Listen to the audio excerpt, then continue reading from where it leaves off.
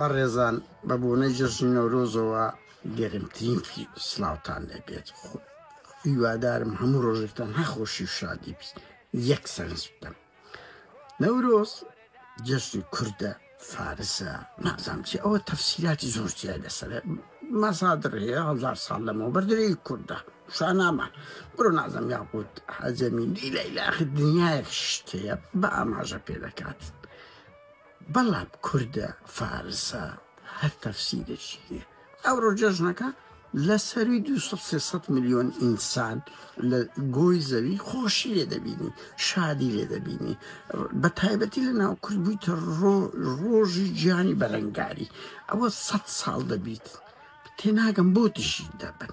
یعنی ڕۆژێک کە ئەو هەموو خۆشیە فرێداتە ناو کۆمەلگە دڵی ئەو هەموو خەڵکەی خۆش دەکاتن و دەبتە ڕۆژی بەرەنگاری لەناو ئەو جەنجاڵی ژیان.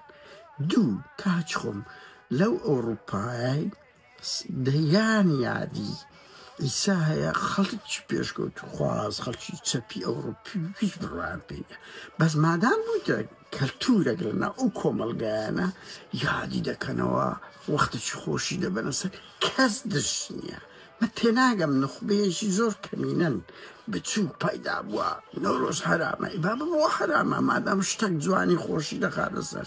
خۆ ئەگە بە تەفسیر بێت بە تەفسیری یعنی زەن زۆربەی ئەو چیرۆکانە لە خەیاڵە چیان ئەو تا مێش بوویتە گامێش. بەڵام ئەوڕۆ مادام ئەو جەژنە ئەو خۆشی هەیە کورە 1000 پیرۆز بیت. بەڕێزان یعنی 1000 پیرۆز بی هەر یادەک هەر مناسەبەک ئاینیە. مەسەن جەژنی ڕەمەزان و قوربانم من هیوادارم قەت هیچ کەسێکی ئاتیست توش نەبێ خۆشی دەخاتە دڵ و دەروونی خەڵک.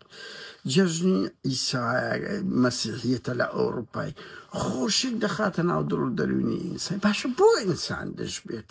ئینسان دژی شتی خراپ دەبێت بەس تۆ دژی جەژن بی.